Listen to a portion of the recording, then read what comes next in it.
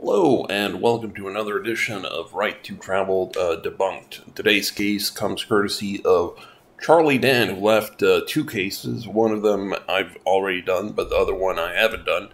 And the quote is, "No license is required of the natural individual traveling for business, pleasure, and transportation. Wingfield v. Fielder, 2nd California, 3D, blah, blah, blah." This appears to be a fairly popular quote among the Right to Travel crowd, as you can see here from the yhvh.name website. The title of the page is Right to Drive Without a State License. And you can see here that the Wingfield case is down here, right below Chicago coach case. And you see the quote here, "No license required of natural individual, blah, blah, blah, Wingfield v. Fielder, 2nd California, 3D 213, from 1972. And, just to keep it short and sweet, summary of the case is, this is a very surface level summary of the case here.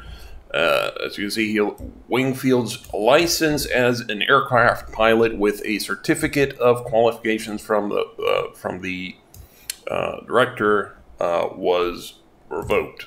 As you can see here, he had this was a license from the Department of Agriculture for the operation of an aircraft for the application of pesticides by air.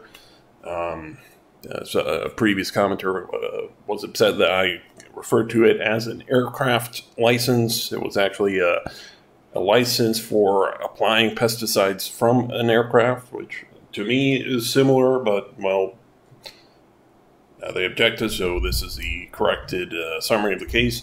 Anyways, as you can see, he basically somewhat won.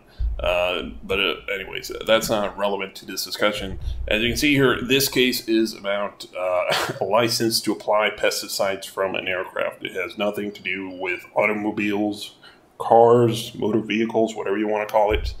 And more importantly, the quote that appears in the Right to Travel websites doesn't appear in this decision. So, if you assume, because if you see here, let me move this for you guys.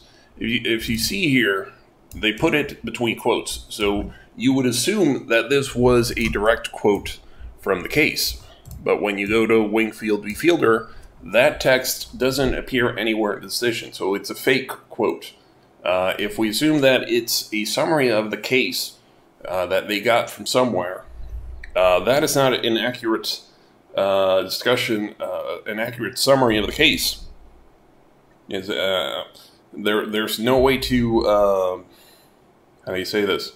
There's no way to derive a right to fly an airplane from this case. As you can see here, the guy was applying pesticide as a job, so it was functional. This is a case about a commercial right to apply pesticides for an airplane license.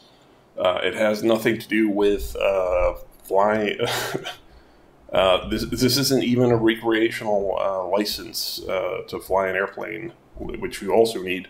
So yeah, if we okay, so to summarize, if you assume that it's a quote from the case, it's a fake quote. If we interpret it as a summary of the case, it's not an accurate summary of the case. You guys can read the case for yourselves if you want. Another guy left a comment with a more complete summary of the case, but you don't need a full summary of this case unless you are dealing with pesticide application from airplanes in your line of work. For those of us who are interested in whether or not you need a license to drive your car around for fun or to get to work or whatever, this case has nothing to do with that.